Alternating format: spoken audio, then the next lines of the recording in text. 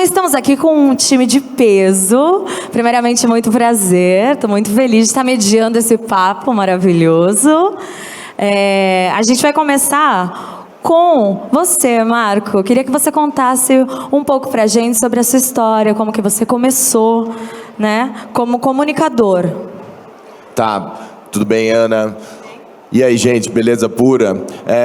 Como tudo começou na minha vida, né? Eu acho que foi através de um vídeo que viralizou. Foi no Jô Soares e eu fiz um personagem que é o motoboy, o Jackson 5, e esse vídeo ficou muito legal, essa entrevista, e não tinha YouTube na época. Então começou a ser viralizado por e-mail. Caraca, o que hoje em dia é muito louco pensar numa era que não existia o YouTube, Exatamente, né? Foi um vídeo que viralizou por e-mail, aí depois veio chegando o YouTube. Eu entrei na Terça Insana e da Terça Insana eu fui parar no CQC. E aí no CQC foi um momento que a internet veio muito forte, em que surgiu o Twitter. E o Twitter, ele funcionava como a segunda página do CQC na época que a galera assistia, né? Quem assistia a CQC aí? Deixa eu ver, levanta a mão. Olha lá, a galera em peso, trocando ideia no Twitter. Quem tinha Twitter na época e trocava ideia?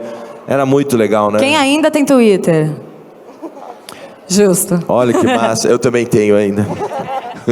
E acho que é isso que é legal, né? Porque são vídeos que foram viralizando e que foi me dando força na internet. Depois eu criei um personagem que era o Sério Maninho, aquele Rastafari da praia. E aí, papá, beleza pura, como é que tá?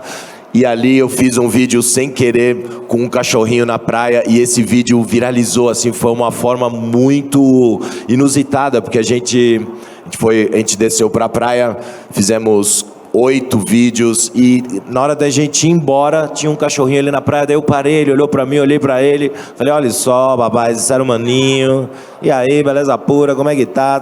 Aí comecei a gravar, tinha uma GoProzinha aqui na mão, já comecei a gravar, e um vídeo que a gente falou, eu e o Guilherme, o Gui tá ali, é o meu criador, tá junto comigo, salve Gui, é nóis, tamo junto, irmão. Lembra muito bem desse dia, né?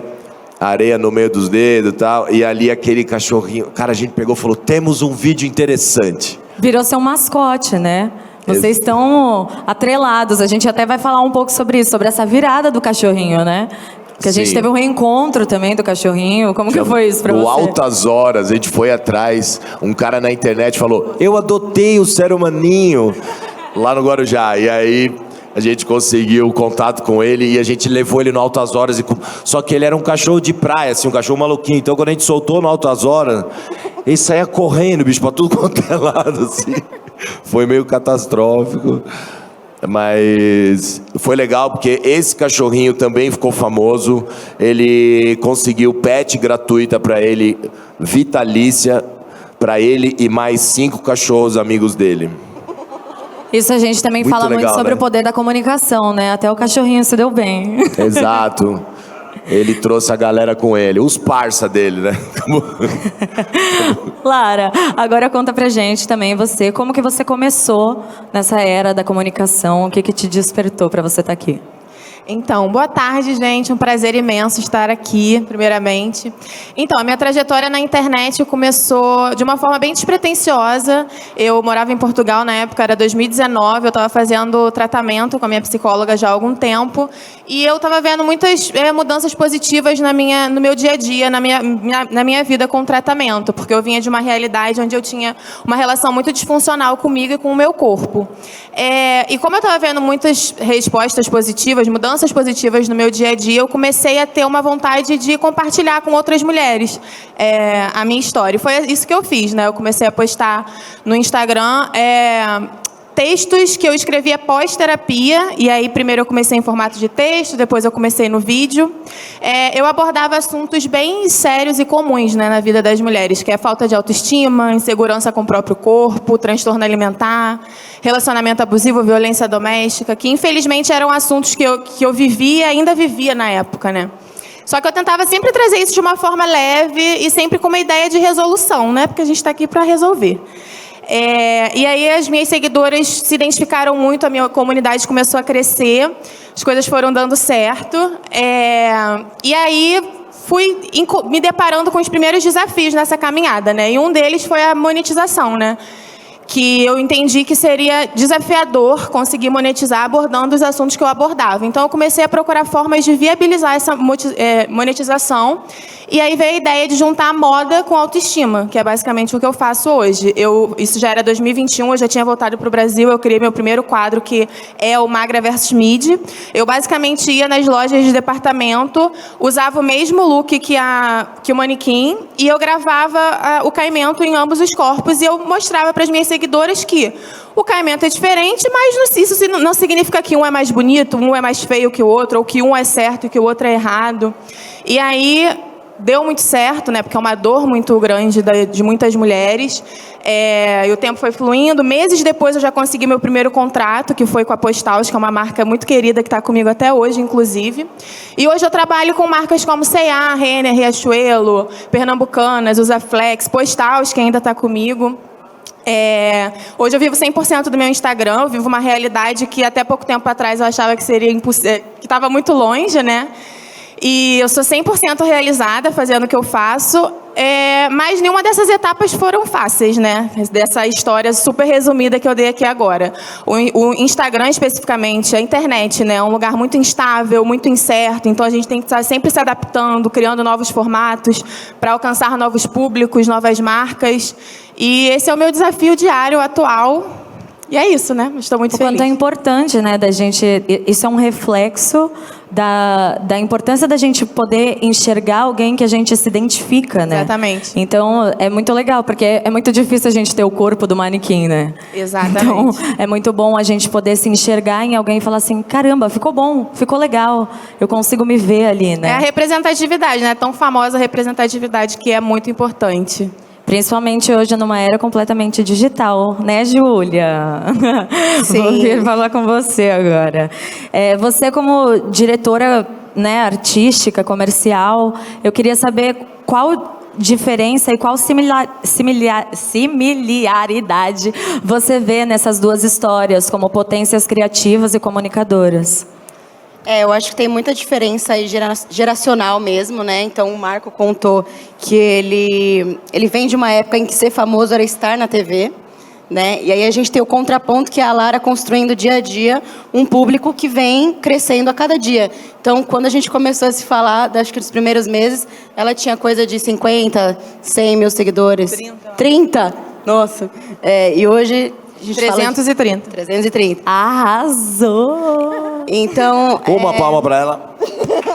Sensacional. E foi uma mesmo, gente. Isso parece que estão ensaiados. Mas eu acho que o maior desafio que a gente teve em relação ao Marco foi trazer esse público da TV para a internet, de fato, né? Então, ele já veio com uma quantidade de pessoas grande, ele já se tornou famoso, vamos dizer assim, na TV, porém a gente tinha que fazer a manutenção desse público e trazer novos públicos. Então, pessoas de outras gerações, pessoas mais jovens. Foi aí que a gente entendeu que a gente precisaria criar alguns tipos de conteúdo um pouco mais focados para essa geração, não só a geração que veio com ele da TV. Que também é um grande desafio, né? Porque são comunicações completamente diferentes, né? E você tem um pouco mais de liberdade agora na internet também para poder falar e usar como você quiser, certo? Exato, a internet, a gente tem o time dela, né? A televisão, eles impõem um time. A televisão é uma loucura, uma correria, até para o espectador, porque se você começa a viajar muito na televisão, a pessoa tem um botão embaixo do dedo dele que tem mais 347 possibilidades, então ele tá louco, porque ele tá ansioso, ele quer mexer em alguma coisa, então ele tá louco para trocar de canal. A internet não, a internet você vai buscar o conteúdo, então a gente pode fazer uma coisa com mais calma. Acho que são os times, né, a velocidade com que a gente tem que se comunicar nas diferentes formas ou no teatro, por exemplo. O teatro, um silêncio de 20 segundos vira uma piada. Mas na internet, não. Na internet o dedão já roda para cima, já era, perdeu a chance. E você sentiu muito essa diferença, esse desafio de mudar de formato, dessa comunicação do tete-a-tete, é quase um FaceTime, né? Dessa intimidade, né? De sair Não sair porque você ainda traz muito, né, os seus personagens nas redes sociais, mas tem um pouco mais de você, né? Você, Marco Luque. Sim, sim. O desafio sempre tem, né? É igual o casamento, você tem que conquistar a cada dia aquela pessoa. Eu acho que a internet é a mesma coisa, é uma relação muito sincera com os seguidores e tal. Então, o que eu me preocupo hoje em dia? Eu me preocupo em fazer conteúdo para quem está lá, para quem já me segue. Suprir aquela galera e não ficar buscando números incríveis de seguidores, tal. Acho que não é por aí. Acho que o trabalho tem que ser feito assim, ó. Eu sei a minha missão. Qual é a minha missão nesse mundo? Levar alegria e cura para dentro da alma das pessoas. Como eu vou fazer isso? Pô, escolher um trampo na TV, legal, vou atingir gente pra caramba, pra fazer rir, pra fazer a galera reagir, né? Acho que uma risada salva uma alma. Aí, pô, vamos pro teatro, pum, explode pessoas, que legal, não sei o quê. Internet, como eu vou fazer rir através dali? Então, são várias ferramentas que a gente tem nas mãos, né? Para continuar a missão, para fazer a missão, atingir o máximo de pessoas com aquilo que a gente acredita, né? Eu acho que quando a gente escolhe fazer alguma coisa, tem que ser algo que você ama, porque as dificuldades vão aparecer, você vai tropeçar, você vai ter uma hora que você vai falar, mano, vou desistir disso, não é isso e tal. Mas quando você faz o que você gosta, você supera aquilo e segue em frente. E acho que o público consegue reparar isso, perceber, né? Quem tá na falcatrua ali, quem tá real mesmo, né? Claro, claro. E isso é muito legal, né? Da gente, a internet possibilita isso, né? Esse encontro de pessoas e conteúdos tão diferentes, mas que se encontram nessa verdade, né? E acho que a gente como público, a gente acaba reconhecendo também quando um artista, um influenciador, um comunicador está fazendo aquilo porque faz sentido para ele, né? Eu acho que essa identificação vem muito desse lugar. E era isso que eu queria falar muito com você também, porque o seu trabalho ele causa um impacto muito direto no seu público. E aí eu queria saber por que você acha que você gera essa identificação tão grande assim com o seu público? Da onde você acha que vem? Como que você consegue comunicar essas coisas? Isso era uma coisa que você já achava que você conseguiria fazer? Porque foi um público que você teve que conquistar, né? Diferente do Marco, que já vinha da TV e teve que mudar a comunicação para conquistar outro tipo de público e até transferir o público da TV para a internet, você veio de um caminho oposto, que é de construção mesmo de um público completamente novo que você não sabia quem era ou o que eles gostariam de ver. Então, como que foi isso, Lara? Por isso que eu falei que foi de uma forma bem despretensiosa, né? Porque eu me conectei através da minha história. Eu contei a minha história e as mulheres se identificaram, porque infelizmente é uma história muito comum, que é o que eu já ia falar, né? A minha conexão com as minhas seguidoras é uma dor muito comum na vida das mulheres, que é a falta de autoestima. Eu vinha, como eu já disse, de uma realidade onde eu tinha uma relação muito disfuncional com o meu corpo. Eu tinha vergonha do meu corpo, eu tinha ódio mesmo do meu corpo. Eu deixava de usar roupas por causa do meu corpo. E eu era uma mulher magra na época. E aí, um dado momento, eu tinha transtorno alimentar, né? Porque eu vivia nessa de dieta restritiva. E um dado momento eu comecei o meu tratamento de transtorno alimentar. E uma das consequências desse tratamento poderia ser engordar. E foi o que aconteceu. Eu engordei mais de 30 quilos.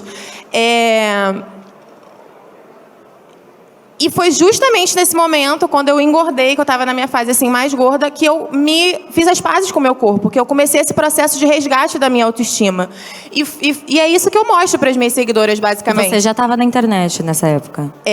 Não, eu comecei na fase que eu estava engordando, que foi o tratamento que eu comentei lá em Portugal, que eu estava no tratamento com a psicóloga e com a nutricionista. Então, eu comecei a engordar e foi nessa época que eu comecei a postar. E hoje eu conto essa história para as minhas seguidoras meio que na prática, né? Ali no provador, todo dia. Provador, que é um lugar super assustador para muitas mulheres. Experimentando roupa, que é uma experiência super ansiogênica para muitas mulheres. E eu tinha uma relação muito disfuncional com a moda por causa do meu corpo. E eu me curei disso, né? Eu me libertei disso e a maioria das minhas seguidoras não. Então, por isso que elas se conectam tanto comigo. Por isso que elas me ouvem quando eu falo: você não vai deixar de usar esse vestido maravilhoso que está te deixando uma diva, porque está marcando a sua barriga.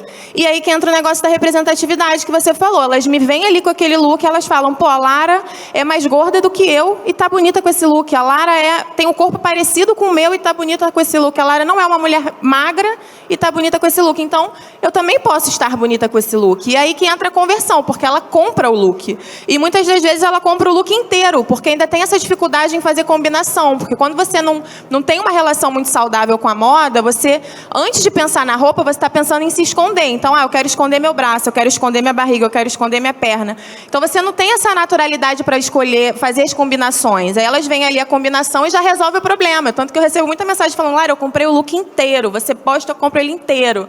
Porque já facilita a vida, né? E aí que entra a conversão, né, Ju? Eu acho que a gente tem que ter muito cuidado quando a gente fala que influenciador vende, né? O influenciador, ele não é vendedor.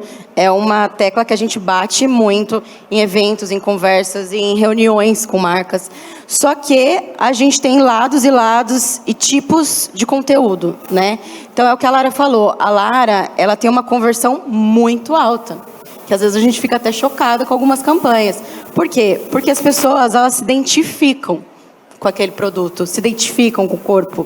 Então, ali, num clique, ela vai ali e compra aquilo. Se ela não comprar aquele produto, ela pode comprar outros. Então, quando a gente fala de marcas como C&A, Renner, Riachuelo, Pernod, que ela tem um contrato muito longo com a Pernod, se a pessoa não compra necessariamente aquilo, ela está abrindo uma porta para que ela entenda que ali ela vai ter coisas para ela.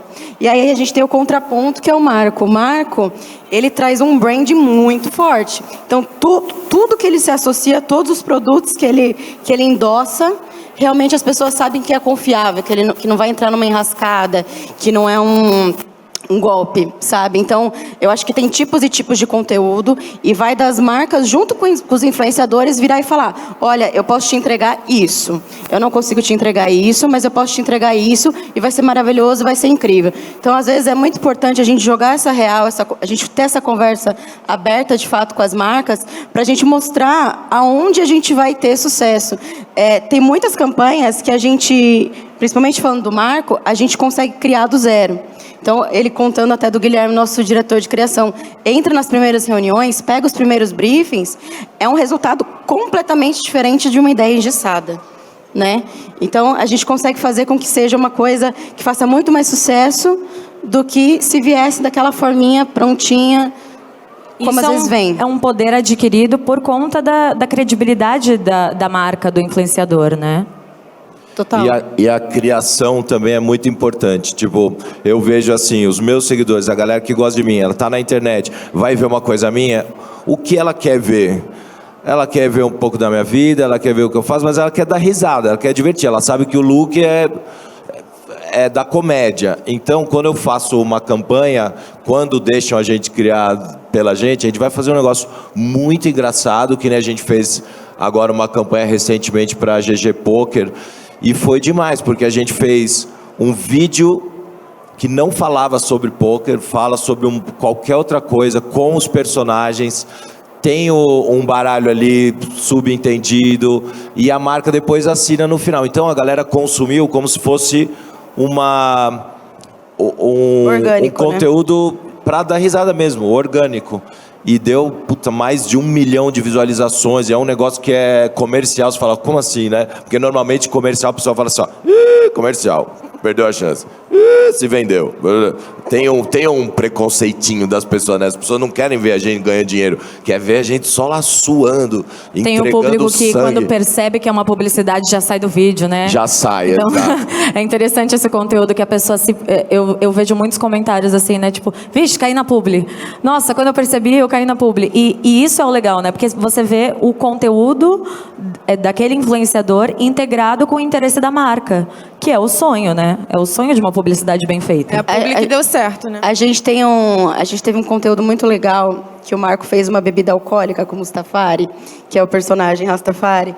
E é muito legal a gente ter esse retorno do público, quando eles falam, nossa, não acredito que isso é uma publicidade. E foi muito engraçado, porque a gente gravou na praia, eles subindo, tentando subir nas árvores, caindo. Gente, foi loucura. E no final, era uma bebida alcoólica. Isso é muito bom. E aí a gente consegue ver, né? Eu acho, na verdade, vocês três, eu quero o vídeo de vocês três, porque são perfis muito diferentes, vocês dois têm perfis muito diferentes, como influenciadores, dentro da Macatranja. E aí eu queria saber o que vocês acham que é esse... o que mantém vocês tão relevantes diante dessa diferenciação de vocês dois dentro do mercado publicitário como criadores? Então, no meu caso, é a frequência. O que mudou o nível do meu Instagram, mudou a realidade do meu Instagram foi a frequência. Eu identifiquei ali um formato que deu certo com as minhas seguidoras, que foi isso de misturar a moda com a autoestima. E aí eu sentei bala na frequência. Tipo, eu comecei a postar 2 vídeos por dia e numa intensidade muito louca. E assim, quando você... Na minha cabeça, o que funcionou comigo quanto mais você posta, mais chance você tem de viralizar. Quanto mais você viraliza, mais pessoas você alcança, mais marcas você alcança. E ainda digo mais, quanto mais você viraliza, mais você viraliza. Parece que é uma bola de neve do bem. E aí, só que a gente tem que equilibrar também a qualidade com a quantidade. Você tem que perceber, eu estou numa fase da minha vida que eu consigo entregar qualidade e quantidade? Sim, então vai nessa. Não, então pisa no freio, vamos melhorar a qualidade, diminuir a quantidade.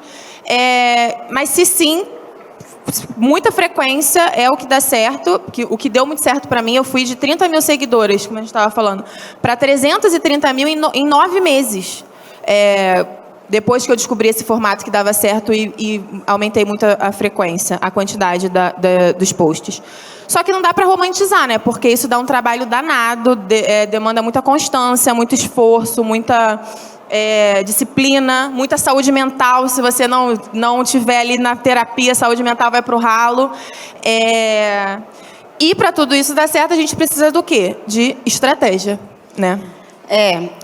Quando a gente fala de estratégia, que é muito importante, eu acho, a gente como equipe por trás deles, a gente precisa identificar aonde a gente precisa romper, né, a bolha. Então, a gente está tentando tirar hoje a segmentação base deles. Então, Marco, que é o que ele falou, humor. Lara, moda acessível. A gente precisa tentar romper essas barreiras para mostrar que eles não são só isso também. As marcas, hoje em dia, elas ainda se associam muito segmentadinho. Fulano fala de finanças, vou falar de finanças com ele. Mas por que não pode falar de finanças com outra pessoa? Todo mundo tem questões financeiras, sabe? Então, com o Marco, a gente já conseguiu trabalhar isso muito bem. Estou rindo porque um grande amigo meu, o Arley Santana, está aqui. Uma palma para o Arley. Obrigado, Arley. Bem-vindo. Foi melhor, caraca. A gente está treinando, está evoluindo a palma. Galera, pega rápido. Mas com o Marco, a gente conseguiu romper. Por mais que ele seja engraçadinho, a gente conseguiu romper essa barreira do humor. Porque hoje a gente consegue considerar o Marco pai, o Marco marido, o Marco pai de pet, né? Exatamente. É legal. É um universo que todo mundo se identifica. Acho que quando a gente tem uma coisinha que identifica aí, pet, todo mundo... Quem não tem cachorro... Quem tem cachorro aí? Deixa eu ver, levanta a mão. Pet. É muita gente, tá vendo? É onde a gente encontra o maior amor do mundo, né? O seu cachorro ama mais do que a sua própria mãe. Pode fazer a experiência. Pega o seu cachorro, a sua mãe, tranque no porta-malas de um carro.